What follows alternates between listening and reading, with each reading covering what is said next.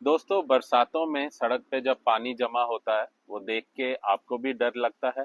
क्या आपके मन में भी ये सवाल आता है कि क्या मैं अपनी गाड़ी इस पानी में से निकाल पाऊंगा या नहीं? तो आज इस वीडियो में हम इसी के बारे में बात करेंगे, जिसको कहते हैं वाटर वेडिंग।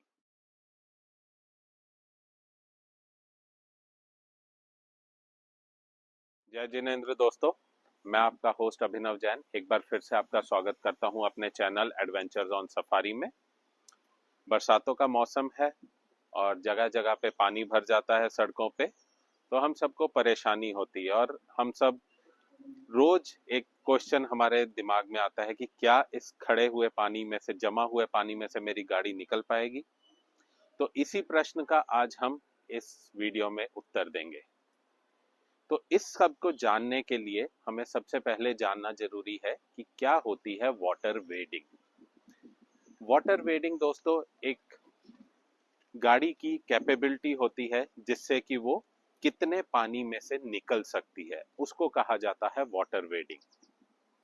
अब एक गाड़ी, चाहे वो सेडान हो, चाहे वो हैचबैक हो या कोई एसयूवी हो, सबकी अपनी अपनी कैपेबिलिटीज रहती हैं, सबकी अपनी अपनी स्ट्रेंथ रहती है कि वो पानी में से कैसे निकल सकती है। तो इसको हम लोग इंग्लिश में बोलते हैं वाटर वेडिंग। अब ये वाटर वेडिंग कैसे कैलकुलेट होती है? इसको कैलकुलेट करने का कोई स्टैंडर्ड फॉर्मूला एज सच नहीं है, या एक गाड़ी कितनी वाटर वेडिंग कर सकती है उसका भी कोई स्टैंडर्ड फॉर्मूला नहीं है। लेकिन आपकी गाड़ी की टाइप पे बहुत डिपेंड करेगा कि उसकी क्या कैपेबिलिटीज हैं। जैसे एक नॉर्मल हैचबैक या एक सेडान की जो कैपेबिलिटीज होती हैं वो काफी कम होती हैं वाटर वेडिंग की, लेकिन वहीं एक एसयूवी की काफी अच्छी होती हैं। और अगर उस एसयूवी में 4x4 कैपेबिलिटीज हैं फिर तो बहुत ही बढ़िया होती हैं। फॉर एग्जांपल, इंडिया में मेरे हिसाब से बेस्ट वाटर वेडिंग कैपेबिलिटी वाली जो गाड़ी है वो है लैंड रोवर, जिसकी कैपेसिटी लगभग 900 mm तक वाटर वेडिंग की कैपेसिटी है, 900 mm। तो अब हम इसको देखते कैसे हैं? अब आप सब जब भी गाड़ी लेते हैं आपको पता है, आपको एक गाड़ी का ग्राउंड क्लियरेंस बताया जाता है कि वो ग्राउंड क्लियरेंस कितना है। जैसे आपके सामने ये खड़ी है टाटा सफारी, इसका ग्राउंड क्लियरेंस है 200 mm। वहीं अगर आप एक सेडान की बात करें या एक हैचबैक की बात करें तो उनकी वाटर वेडिंग का उनकी जो ग्राउंड क्लियरेंस है वो लगभग 160-170 mm के आसपास होती है। ठीक है, तो अब जो वाटर वेडिंग होती है वो किसी भी गाड़ी की जो ग्राउंड क्लियरेंस है उसका लगभग 1 से 1.5 गुना ज्यादा होती है। जैसे फॉर एग्जांपल, ये गाड़ी की अगर 200 mm की मैं ग्राउंड क्लियरेंस काउंट करता हूं तो इसकी वाटर वेडिंग कैपेसिटी लगभग 500 mm की है। मतलब कि जमीन से अगर 500 mm तक पानी होगा तो ये गाड़ी आराम से क्रॉस कर लेगी।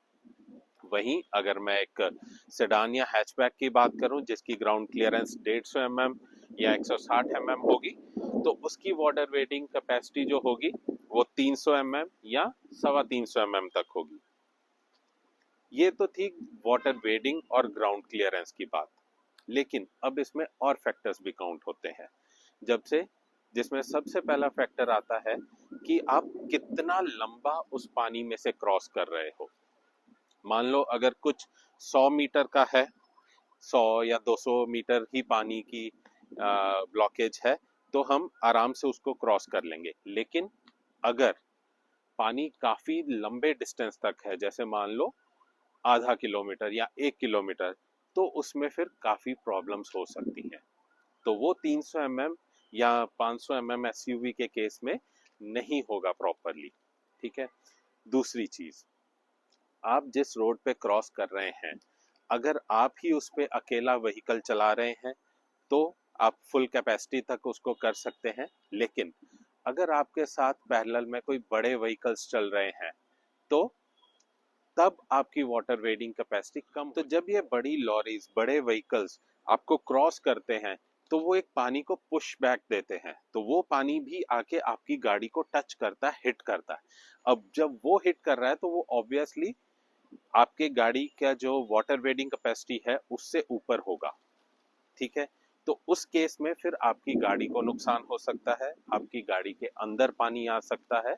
वो डिपेंड करेगा कि आपकी गाड़ी का जो सीलिंग है नीचे में वो कैसी है। चलते हैं अगले पॉइंट की तरफ। अगला पॉइंट है कि गाड़ी की जो कैपेबिलिटी है वो कैसी है, जैसे कि 4x4 है या नॉर्मल है। अगर 4x4 व्हीकल है तो उसमें वाटर वेडिंग कैपेसिटी भी बढ़ जाती है, ज्यादा लंबे डिस्टेंस तक चलने की भी कैपेसिटी बढ़ जाती है। क्यों? क्योंकि वो गाड़ी आपकी कैपेबल है उन सब चीजों को मैनेज करने के लिए, हैंडल करने के लिए। तो मुझे उम्मीद है कि आपने समझ लिया होगा कि वाटर वेडिंग कैपेसिटी क्या होती है, ग्राउंड क्लियरेंस क्या होती है, और आप अपनी गाड़ी का ग्राउंड क्लियरेंस जो है वो यूजर मैनुअल में चेक कर सकते हैं और उसके अकॉर्डिंगली कैलकुलेट कर सकते हैं कि आपकी वाटर वेडिंग कैपेसिटी क्या है गाड़ी की। अब अगर हम लेमैन लैंग्वेज में बात करें, एक आम इंसान की भाषा में बात करें कि मुझे कैसे पता लगेगा कि मैं कितने पानी में हूं, क्या मेरी गाड़ी इतने पानी में से निकल जाएगी, तो उसका एक सिंपल सा तरीका है। अगर आपके सामने वाली गाड़ी ऑलमोस्ट सेम कैपेबिलिटी वाली है या ग्राउंड क्लियरेंस वाली है जैसी आपकी है, तो आप देख सकते हैं कि अगर उसका आधा टायर पानी में है या आधे से 3/4 के बीच में उसका टायर पानी में है, तो आप उस पानी में से क्रॉस कर सकते हैं। लेकिन अगर वो पूरा टायर पानी में जा रहा है तो सजेशन यही है कि तब आप ये रिस्क ना लें। क्यों? क्योंकि जब आपका पूरा टायर पानी में चला जाएगा तब आपका ये जो साइलेंसर है, इधर हमारी गाड़ी में साइलेंसर होता है पीछे, तो अगर उस साइलेंसर में भी पानी चला गया तब आपकी गाड़ी बंद हो सकती है। डीजल कार के केस में थोड़ा सा टाइम ज्यादा लगेगा उसको पानी को इम्पैक्ट करके साइलेंसर को गाड़ी बंद होने में, क्योंकि डीजल वाली कार में थोड़ा पावर ज्यादा रहता है, कंबस्टन थोड़ा ज्यादा रहता है, टॉर्क थोड़ा ज्यादा रहता है। लेकिन पेट्रोल कार में इन चीजों की थोड़ी सी कमी होती है और वो स्पार्क प्लग बेस्ड कंबस्टन होती है। अगर उसके वहां पे पानी लग गया तो बंद हो जाएगी गाड़ी। और पेट्रोल सेडान गाड़ियां या हैचबैक गाड़ियों में साइलेंसर नीचे होने की वजह से पानी जल्दी उस एरिया को टच कर जाता है साइलेंसर को और वो जल्दी बंद हो जाती है।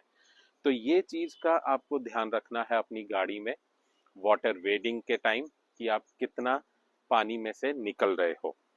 डीजल गाड़ी में आपको ये बेनिफिट रहेगा कि जो इसमें स्पार्क प्लग नहीं होता तो जल्दी बंद नहीं होगी। आप थोड़ा सा पावर देके, थोड़ा सा पंजा दबा के एक्सेलरेशन पे आप अपनी गाड़ी को निकाल सकते हैं थोड़े से ज्यादा पानी में से भी।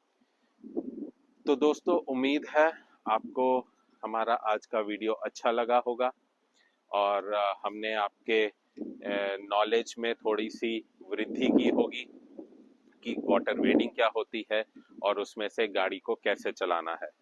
लेकिन एक सजेशन और एक टिप यही दूंगा कि अगर आपको देखने में लग रहा है कि पानी बहुत ज़्यादा है, बहुत दूर तक है, और अगर आपको कॉन्फिडेंस नहीं आ रहा है, तो बेटर है कि आप एक सुरक्षित जगह देख के, सेफ जगह देख के या सेफ रूट देख के उधर जाना प्रेफर करिए रादर देन कि पानी के बीच में से। क्योंकि अगर पानी के बीच में गाड़ी बंद हो गई और मान लो आपने स्टार्ट करने की कोशिश की और इंजन तक पानी चला गया, तो आपका बहुत भारी नुकसान हो सकता है।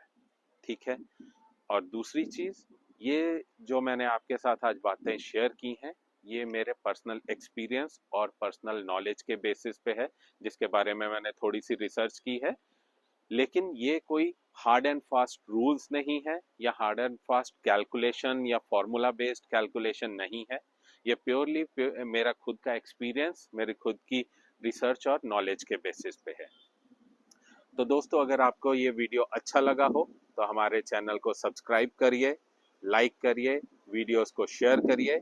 अगर आप इस चैनल पे पहली बार आए हैं तो आपका स्वागत है। और उम्मीद करते हैं कि आपने चैनल को सब्सक्राइब कर लिया होगा, नहीं तो आप कर लेंगे। इसी के साथ धन्यवाद। जय जिनेंद्र।